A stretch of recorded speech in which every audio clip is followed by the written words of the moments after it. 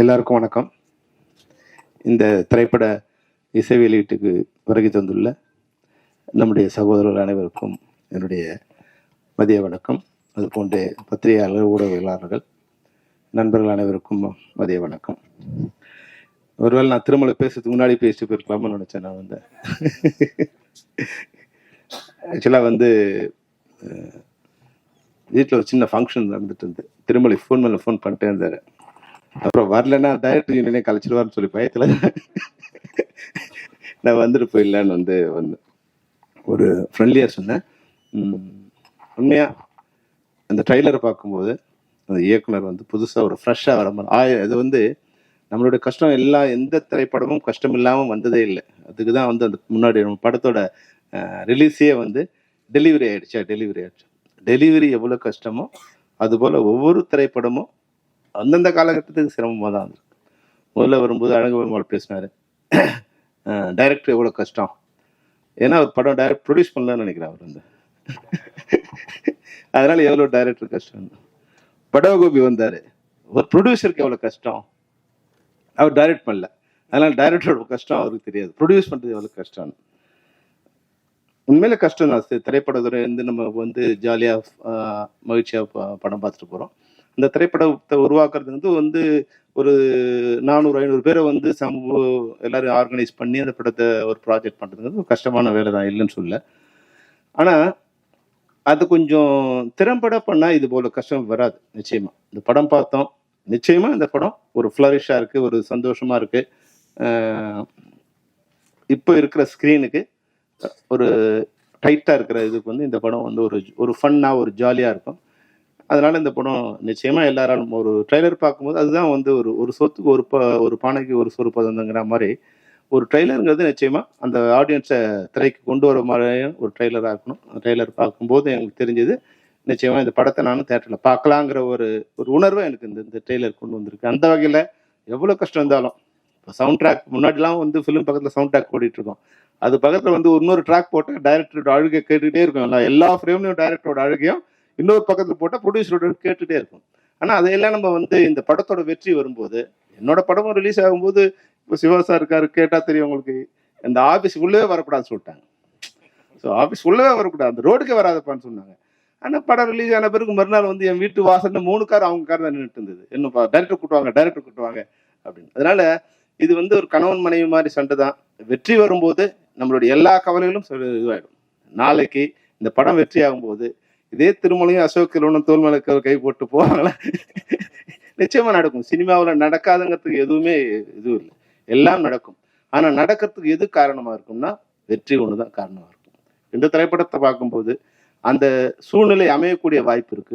அடுத்த படம் வெற்றி அடையும் போது எல்லா கவலைகளையும் மறந்து திருமலையும் அசோக் செல்வனும் இணைந்து ஒரு திரைப்படத்தை இது நிச்சயமா தயாரிக்கலாம். ஏன்னா எனக்கு திருமலையை ரொம்ப நல்லா தெரியும். ஒரு இமோஷனல் ஒரு கை, எல்லாத்துக்கும் ஏதோ நல்லது பண்ணணும்னு நினச்சிக்கிட்டு ஏதோ ஒரு முயற்சி பண்ணிகிட்டே இருப்பார். அதுபோல் நான் அசோக் செல்வனே ஒரு 2 தடவை சந்திச்சிருக்கேன். பேசும்போது ரொம்ப இனிமையாக, ரொம்ப அன்பாக, ரொம்ப நாகரிகமாக, ரொம்ப பண்போடு தான் பேசினார். ஒரு வகையில் என்ன இதுக்கு எந்த பிரச்சனையும் தெரியாது. எதுவாக இருந்தாலும் 1000 கஷ்டங்கள் இந்த திரைப்படத்தில் இருந்தாலும் திருமலை சொன்னதில் ஒரு பாயிண்ட் இருக்குது. அந்த படம் ரிலீஸ் ஆகும்போது எல்லாரும் சேர்ந்து அந்த படத்தை ப்ரொமோட் பண்ணணுங்கிறத ஒரு விதியாக வச்சுக்கணும். ஏன்னா இந்த படம் ஒரு படம் வெற்றி அடைந்தா அதில் யாருக்கு முதல் லாபம்னா அதில் நடித்த நடிகர் நடிகை 2 பேருக்கும் அவங்க தான் 80% ஆஃப் லாபத்தை எடுத்துகிட்டு போயிருப்பாங்க. லாபங்கிறது நான் மானிட்டரி வைஸாக சொல்ல, அது ஃபேம் வைஸாக அதன் மூலம் அடுத்த படத்தில் கிடைக்க போகிற லாபம் வைஸாக 80% அவங்க எடுத்துகிட்டு போகிறாங்க. அப்புறம் ஒரு 10-15% டெக்னீஷியன் எடுத்துப்பாங்க. இன்னைக்கு இருக்கிற பாலாஜி இந்த படம் ஓடிச்சுன்னா நாளைக்கு அவரோட லெவல் வேறவா இருக்கும். ஆனால் இந்த படம் ஓடினாலும் திருமலையோட லெவல் அதே லெவல் தான் இருக்கும், தயாரிப்பாளர் லெவல் அப்படியே தான் இருக்கும். அவர் இந்த கடன்கள்ந்து விடுபடலாம். இப்போ மகேந்திர கொடுத்த ஃபைனான்ஸும் சுதாகர் கொடுத்த ஃபைனான்ஸ் இதெல்லாம் சரி பண்ணலாமே தவிர அடுத்து அவர் வெளியே வர்றதுக்கு கஷ்டம். அப்போ ஒரு 5% 10% தயாரிப்பாளர் தான் உயிரை கொடுத்து இந்த படத்தை ப்ரொமோட் பண்ணணும், வெளியே வரணும்னு நினைக்கும் போது இதுல 90% மேல லாபம் அடைய போற நடிகர் நடிகையர் டெக்னீஷியன்ஸ் நிச்சயமா இந்த படத்தை ப்ரொமோட் பண்ணணும். இன்னொரு விஷயம், இது பொது மேடையில் சொல்ல வேண்டிய விஷயம் இல்லைன்னா கூட இந்த பல விஷயங்களை இது போலீஸ்காரன் வந்து ஐயோ திருட்டு நடக்குதுன்னு வந்து ரோட்ல கத்தினா எப்படி தவறோ, அது மாதிரி தயாரிப்பாளர் சங்கத்துல வந்து ஒரு ஈசி மெம்பரா இருக்கிற திருமலை வந்து இங்க வந்து பேசுறது வந்து தேவையில்லாத ஒண்ணு. அவரோட சங்கத்துல உட்காந்து இவ்வளவு கஷ்டம் இருக்கு, இதெல்லாம் பண்ணணுமே நீங்க முதல்ல அங்கதான் பேசணும். அதனால இப்போ தயாரிப்பாளர் சங்கங்களோட செக்ரட்டரிகள் இங்க இருக்காங்க. நாங்க வந்து அவங்களுக்கு வந்து ஒரு கண்ட்ரோல் அவங்ககிட்ட கொடுத்தோம். நாங்க என்னன்னா இப்ப கூட அதை ஒரு இது புரிஞ்சுக்கல. ஒரு திரைப்படம் நான் வந்து என்ன ஒரு நண்பர், என் நண்பரோட நண்பர் அவர். நான் திரைப்படங்கள் வரும்போது கொஞ்சம் பழக்கமானாரு. அவர் எனக்கு பிடிச்சிருந்தது. அவர் வந்து ஒரு நாள் என்கிட்ட வந்து சார் ஒரு 50,000 ரூபாய் பணம் வேணும் சார். என்னன்னு கேட்டேன். ஒரு பெட்டி கடை வைக்க போறோம் சார் அப்படின்னு. சரி ஓகே, அவர் எனக்கு பிடிச்சிருந்தது, நான் தரேன்னு சொன்னேன். நான் நாளைக்கு வந்து வாங்கிக்கணும். இல்லை சார் நான் வந்து நான் ஒரு 3 months கழிச்சு வந்து வாங்கிக்கிறேன் அப்படின்னாரு. அப்போ அவர் சென்னையில் வந்து ஒரு 20-30 இடங்கள்ல வந்து அலைஞ்சு எங்கே கடை இருக்குது, எங்கே கடை வச்சா நல்லா இருக்கும், எங்கே வாடகை கிடைக்கும், அதில் கன்சியூமர் எங்கே இருக்காங்க, இதையெல்லாம் இப்போ ஒரு 3 மாதம் இருந்துட்டு அப்புறம் வந்தார். அண்ணன் இந்த இடத்துல கடை வைக்கலான்னு இருக்கேன், வாடகை கொடுக்க போகிறேன், எல்லாத்தையும் செட் பண்ணிவிட்டு என்கிட்ட வந்து பணம் வாங்கினார். நான் அது வந்து அவருக்கு வந்து இனமாக தான் கொடுக்கணும்னு நினச்சேன். ஆனால் அவர் வந்து ஒரு 6-7 மாதத்தில் அந்த பணத்தை எனக்கு திருப்பி கொடுத்துட்டார். அப்போது 50,000 ரூபாய் முதலீடு வச்சு எடுக்க போற ஒரு பெட்டி கடை வைக்க போற ஒரு நபர் ஒரு 3 மாசம் பிளான் பண்ணி எப்படி வச்சா பண்ணணும்னு பிளான் பண்ணி அது 6 மாசத்துல மொத்த அசலையும் கடனையும் கொண்டு வந்து திருப்பி கொடுக்க முடியுது. ஆனா எல்லாம் கோடீஸ்வரன் தான். இன்னைக்கு தயாரிப்பாளர் எல்லாம் கோடீஸ்வரன் தான். கோடீஸ்வரன்னா கோடிக்கு கம்மியா இன்னைக்கு எந்த திரைப்படமும் எடுக்க முடியறது இல்லை. அப்ப பல கோடிகளை போட்டு படம் எடுக்கிற ஒரு தயாரிப்பாளர் எந்த அளவுக்கு திட்டமிடுதல் வேண்டும்? இதுதான் இது திட்டமிடுதல் தான் நம்ம தயாரிப்பாளருக்கும் இல்லை டெக்னீஷியன்ஸுக்கும் இல்லாத ஒன்றா இருக்கு. டெக்னீஷியன்ஸுக்கு இல்லைன்னா ஒன்றும் ஆக போகிறது இல்லை, அவங்க வந்து வெயிட் பண்ண போகிறாங்க. ஆனால் தயாரிப்பாளர் ஒரு நாளும் ஒரு நிமிடமும் அந்த பணத்துக்கு வட்டி கட்டிகிட்டே இருக்கணும். எந்த விடுமுறையும் இல்லாத ஒன்றே ஒன்று இந்த வட்டி தான். எந்த விடுமுறையும் கிடையாது. கொரோனாவுக்கு கூட அதுக்கு வட்டி கிடையாது, செத்தாலும் வட்டி கிடையாது, வாழ்ந்தாலும் வட்டிக்கு லீவே கிடையாது. அப்போ அவங்க வந்து இதை பிளான் பண்ணிடணும். அப்போ நாங்கள் தயாரிப்பாளர் சங்கத்துக்கு ஒரு வேண்டுகோள், ஒரு வழிமுறை சொன்னோம். ஐயா உங்ககிட்ட தயாரிப்பாளர் வராங்களா, எல்லாத்தையும் செக் பண்ணி யார் ஆர்டிஸ்ட்டு, யார் டைரக்டரு, எப்போ ஷெட்யூல் போகிறாங்க, ஷெட்யூல் டேட் வாங்கிட்டாங்களா, டைரக்டர் டேட் இருக்கா, ப்ரொடியூசர் ஆர்டிஸ்ட் டேட் இருக்கா, டெக்னீஷியன் டேட்ஸ் இருக்கா, இதெல்லாம் கன்ஃபார்மா எல்லாம் அக்ரிமெண்ட் வாங்கிங்க. ஏன்னா முன்னாடி பணம் திரைப்படங்களோட இது வந்து லட்சங்கள் இருந்தது, ஆயிரங்கள் இருந்தது. இன்னைக்கு கோடிகள் இருக்கும்போது நாணயம் வந்து கம்மியாயிடுச்சு. முன்னாடி ஒருத்தர் கூட பணம் வாங்கினா எஸ் நான் வாங்கினேன் சார் அப்படின்னு தான் சொல்லுவாங்க. எல்லாமே எழுத்துல தான், எழுத்துல இருக்காது, வாயில தான் இருக்கும். ஆனா ஒரே ஒருத்தர் கூட நான் பணம் வாங்கலன்னு சொன்னதே இல்லை. நான் திரைப்படங்கள்ல டைரக்ட் பண்ண இருக்கிற வரைக்கும், தயாரிப்பாளர் இருக்க வரைக்கும். ஆனா இப்ப வந்து எல்லாமே கோடிகள் ஆயிடுச்சு. நோன்னு சொன்னா பல கோடிகள் நம்ம சேவ் ஆகலாம். அப்போ அக்ரிமெண்ட் வந்து ரொம்ப மஸ்ட் சார் அப்படின்னு சொல்லி நீங்க ஒரு தடவை ஒப்பந்தம், எல்லாருக்கும் உண்டான எழுத்துப்பூர்வமான ஒப்பந்தம், இதெல்லாம் சரி பண்ணிட்டு நீங்க இந்த படம் எல்லாம் சரியா இருக்கு, நீங்க இதை வந்து படப்பிடிப்பு போகலாம் அப்படின்னு நீங்க ஒரு அனுமதி கொடுத்த பிறகு நாங்க படங்களுக்கு போறோம். ஏன்னா நாங்க ஒரு கண்ட்ரோலா வச்சிருக்கோம். திரைப்பட தொழிலாளர்கள் சம்மேளனங்கிறது ஒரு கண்ட்ரோல் ஒரு அமைப்பா இருக்கு. எந்த ஒரு உறுப்பினரையும் எங்களால் அழைச்சி அவங்க கூட உட்காந்து டிஸ்கஸ் பண்ண முடியும், அவங்க தவறு செய்து அவங்க நடவடிக்கை எடுக்க முடியும். அது மாதிரி ஒரு அனுமதியை ஒரு வழியை அவங்களுக்கு கொடுத்தோம். அவங்க கடிதம் அனுப்புறாங்க. இப்போ வந்து சிவா அனுப்புறாரு, ராதாகிருஷ்ணன் அனுப்புறாரு. ஆனா உடனே இன்னைக்கு திருமலை வர்றாரு, வந்துட்டு நாளைக்கு ஷூட்டிங்கு, இன்னைக்கு வந்து சார் எனக்கு லெட்டர் வேணும் சார், நீங்க லெட்டர் கொடுத்தாதான் ஷூட்டிங் பண்ணுவாங்க சார். எந்த விதமான சரிபார்ப்பும் இல்லாம திருமலை வருத்தப்படுவாரே. திருமலை அன்னைக்கு வருத்தப்பட்டா பரவாயில்ல, இன்னைக்கு வருத்தப்படக்கூடாது. இன்னைக்கு திருமலை வருத்தப்படக்கூடாது. அப்ப நீங்க அவரை உட்கார வச்சு எல்லாம் சரி பண்ணி இதெல்லாம் இருக்கா.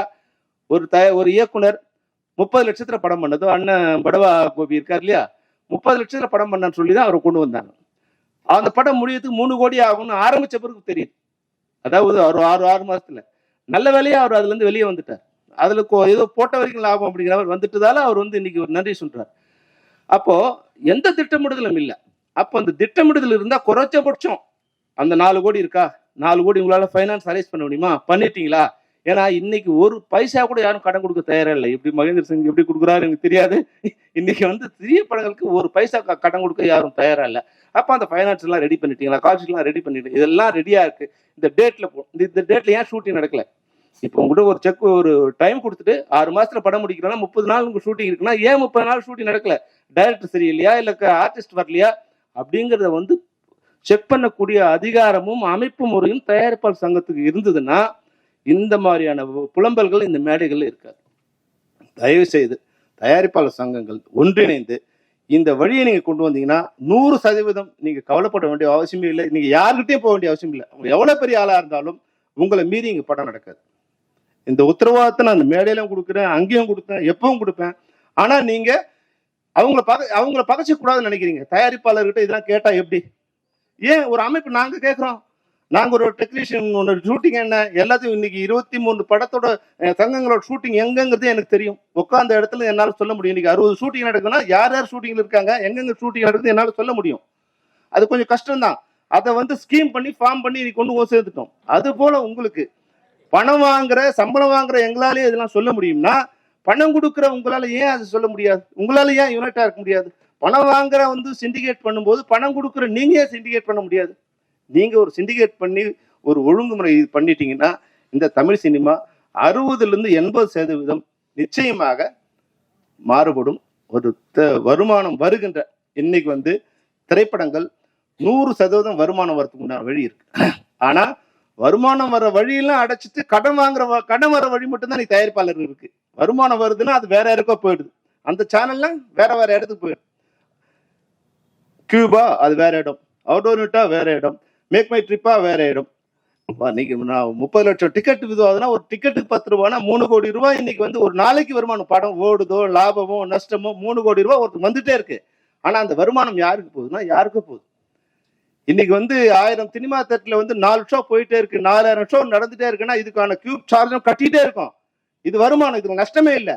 இது திரைப்படத்துறையில் இருக்கு. யாருக்கா தயாரிப்பாளருக்கு யாருக்கா வருதுன்னா வருமானம் வர்றதே கிடையாது. அப்போ வருமானம் வருகின்ற வழிகள் இன்னைக்கு வந்து நான் 8 கோடி பேர்ல 6 கோடி பேர் நம்ம திரைப்படங்களை ஏதோ ஒரு பிட்ட பார்த்துட்டே இருக்கான். ஒரு ஸ்டில்ல பார்த்தா கூட அதுக்கு பணம் கட்ட வேண்டிய சூழ்நிலை இருக்கு. நான் போட்ட மியூசிக்கு என் படத்தோட மியூசிக்கை நான் ஸ்டேஜ்ல பாடுறதுக்கு நான் திருப்பி பணம் கொடுக்க வேண்டிய இருக்கு.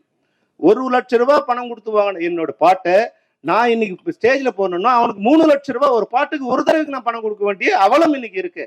அப்போ என்னோட படம் வருமானம், என்னோட திரைப்படம் பல பேருக்கு பல வழிகள்ல வருமானத்தை கொட்டி கூச்சிட்டே இருக்கு. ஆனா படம் எடுத்த தயாரிப்பாளருக்கு அந்த வருமானம் வருவதில்லை. எப்படி வந்து விவசாயிக்கு அவனோட உழைச்ச இதுக்கு வந்து உழைப்புக்கு நெல்லுக்கு வந்து தக்காளிக்கு வருமானம் வரது இல்லையோ, அது போல திரைப்பட தயாரிப்பாளர்களுக்கு அவருடைய போட்ட முதலீடுக்கு வருமானம் வருவதே இல்லை. அதை நீங்க ஒழுங்கு பண்ணீங்கன்னா நிச்சயமா லாபம் வந்துட்டே இருக்கு. லாபம் தயாரிப்பாளர் தவிர மொத்தம் வருது. வருகின்ற லாப நஷ்டத்துக்கு மட்டும் நீங்க தயாராகிறீங்க. கடனுக்கு மட்டும் நீங்க வட்டி கட்டிட்டு இருக்கீங்க. கடனுக்கு மட்டும் வீட்டை விட்டுட்டீங்க. ஆனா வருமானத்தை எல்லாம் வேற யாரும் சாப்பிட்டுட்டு இருக்காங்க. நிச்சயமா இன்னைக்கு திரைப்படத்துறையில போற்றப்படக்கூடியவர்கள் தயாரிப்பாளர்கள் தான். இந்த கஷ்டமான காரியத்திலும் இன்னைக்கு 60 ஷூட்டிங் நடந்துட்டு இருக்கு. யாரோ ஒருத்தன் திரைப்படத்தை நேசிக்கிறான், அவன் படம் எடுக்க வர்றான். அவங்களை நீங்க சீரமைச்சு வழி நடத்தினீங்கன்னா இந்த திரைப்படத்துறை மிக நன்றாக இருக்கும். இந்த திரைப்படத்துறை இந்த மேடையில சொல்றதுக்காக நீங்க என்ன மன்னிச்சிருங்க. ஏன்னா இது வந்து திருமலை சொன்னதுக்காக சொல்றேன். நிச்சயமா நீங்க ஒரு ரூல் போடலாம். இவங்க இன்னைக்கு இந்த படங்கள்ல இந்த ப்ரொமோஷன்ஸ் நான் இந்த படத்துக்காக சொல்லலை. ஏன்னா அது அசோக் நீங்க தப்பா நினைச்ச கூடாது. அது என்ன ப்ராப்ளம் எனக்கு தெரியாது. எந்த திரைப்படமோ அந்த திரைப்படத்துக்கு உண்டான ஒத்துழைப்போ ப்ரொமோஷன்ஸுக்கோ வராதவர்கள் கூட நீங்க எங்கேயோ போய் படம் எடுத்துங்க, நாங்க உங்களை வச்சு படம் எடுக்க மாட்டீங்கன்னு சொன்னீங்கன்னா யாரும் உங்களை அவங்க படமே நடக்காது. அவங்களாம் ரோட்ல வர வேண்டியதுதான். அது எவ்வளவு பெரிய ஆளா இருந்தாலும் அந்த இது உங்ககிட்ட இருக்கு. ஆனா என்ன இல்லைன்னா இதை இணைந்து சொல்லக்கூடிய பலம் உங்களுக்கு இல்லை. தனிப்பட்ட முறையில நீங்க புலம்பிக்கலாமே தவிர இணைந்து தயாரிப்பாளர்கள் குரலாய் ஒரே குரலாய் ஒலித்தால் தமிழ் சினிமா உருப்படும். அது நிச்சயமாக நீங்கள் எடுக்கின்ற அனைத்து முயற்சிகளுக்கும் தென்னிந்திய திரைப்பட சம்மேளனம் ஒத்துழைக்கும் என்பதை இந்த மேடையில உறுதியாக சொல்லி, இந்த மேடை சிறிய தயாரிப்புகளை வாழ வைக்கக்கூடிய மேடையா இருக்கும். ஏன்னா சின்ன படங்கள் தான் நான்லாம் இன்னைக்கு வந்தோம். ஒரு சின்ன படம் எடுத்தோம், ஒரு 10 நிமிஷம் படம் எடுத்தோம். அது இப்ராஹிம் ரசான் காட்டும், சிவா காட்டும், விஜயகாந்த் சார் காமிச்சோம். அந்த படங்கள் தான் அது மூலமாக தான் இன்னைக்கு நாங்கள் இன்னைக்கு வருவோம். நான் செம்பருத்தி திரைப்படம் எடுக்கும்போது கூட 90 லட்சம் இன்வெஸ்ட் பண்ண எனக்கு வந்து 1.5 கோடி எனக்கு லாபம் வந்தது. லாபம்னா மொத்தமாக வந்து ஒரு 50-60 லட்சம் ப்ராஃபிட் வந்தது. அப்போ எங்களோட பட்ஜெட்டுக்குள்ள எங்களோட கைக்குள்ளேயே சினிமா இருந்தது. இன்னைக்கு நம்ம கைக்குள்ள சினிமா இருக்கான்னா நீங்க தான் எனக்கு பதில் சொல்லணும். நம்ம கையில் சின்ன சினிமாவும் இல்லை, பெரிய சினிமாவும் இல்லை. இன்னைக்கு திடீர்னு வந்து நம்ம வந்து பலூன் ஊதுறோம்னா அது வந்து விரிவடைஞ்சோன்னா இதுதான் மொத்த உலகம் நினைச்சுக்கிறோம். ஒரு தோல்விங்கிற ஒரு படம் மிகப்பெரிய படம் ஒரு 125 கோடி வந்து ஓடிடி வாங்குறான். அது புஷ்ன்னு ஆகுது. அந்த பலூன்ல ஒரு ஓட்டை போட்டா வெடிச்சு போற மாதிரி புஷ்ன்னு ஆன உடனே ஓடிடி படத்தை வாங்க நிறுத்துறான். படங்கள் ஓட ஆரம்பிச்ச உடனே கொரோனா பீரியட்ல ஓடிடிலாம் மிகப்பெரிய மார்க்கெட் வந்தோடனே நம்ம கிட்ட இந்த 50 கோடி 100 கோடி இந்த படங்கள் வந்து 50 100 கோடி 200 கோடி படம் வாங்கின உடனே யாருக்கான எந்த எந்த விதத்துல நம்மளுடைய பட்ஜெட் அது இன்க்ரீஸ் ஆச்சுங்கிறத நீங்க தான் யோசிக்கணும். அப்போ 100 கோடி பணம் 300 கோடிக்கு வியாபாரம் ஆகும்போது நீங்க 300 கோடி பண்ணீங்க. இப்போ ஓடிடி வாங்குறது இல்ல, சேட்டலைட் வாங்குறது இல்ல. அப்ப என்ன பண்ணணும்? ஓடிடிக்கு முன்னாடி என்ன ஸ்டேட்டஸ் இருக்கோ அந்த ஸ்டேட்டஸ் கொண்டு வரணும். அப்பதான் வந்து திரைப்படங்களை உருவாக்க முடியும். அப்படி இருந்தாதான் இன்னைக்கு திரைப்படங்களை நாங்க ஷூட்டிங்கே போக முடியும். இன்னைக்கு நீங்க என்ன வேணாலும் நினைச்சீங்க, 6 மணிக்கு மேல அந்த ப்ரொடியூசர் கிட்ட சம்பளம் வாங்கும்போது எவ்வளவு கஷ்டமா இருக்குன்னா அவ்வளவு கஷ்டமா இருக்கு. கண்ணீர் விட்டு தான் அந்த தயாரிப்பாளர்கிட்ட பணம் வாங்க வேண்டியது. அவங்களால கொடுக்க முடியல, எங்களால வாங்க முடியல. இந்த சிரமமான ஏன்னா தயாரிப்பாளர் நல்லா இருந்தாதான் தொழிலாளர் நல்லா இருக்க முடியும். அப்ப தயாரிப்பு துறை நல்லா இருந்தாதான் இன்னைக்கு எல்லாருமே நல்லா இருக்க முடியும். அப்ப நான் பேசுவது தயாரிப்பாளர் நல்லா இருக்கணுமோ, இல்ல டெக்னீஷியன் நல்லா இருக்குமோ, ஆர்டிஸ்ட் நல்லா இருக்குமோங்கிற எந்த இதுவும் இல்லை. இந்த தமிழ் சினிமாங்கிற ஒரு வீடு அழகா இருந்தா இங்க எல்லாரும் நடிகர்களும் இந்த வீட்டுல குடியிருக்கலாம், தயாரிப்பாளரும் இந்த வீட்டுல குடியிருக்கலாம், தொழில்நுட்ப கலைஞர்களும் தொழிலாளர்களும் இந்த வீட்டுல குடியிருக்கலாம். அந்த வீடே இடிஞ்சு போச்சுன்னா எல்லாரும் ரோடுக்கு வர வேண்டியதுதான். அதனால தயவு செய்து நீங்கள் எடுக்கின்ற அனைத்து முயற்சிகளுக்கும் தென்னிந்திய சம்மேளனம் ஒத்துழைக்கும் என்று கூறி திருமலைக்கும் அதனுடைய டீம் அனைவருக்கும் என்னுடைய வாழ்த்து கூறி விடைபெறுகிறேன். நன்றி, வணக்கம்.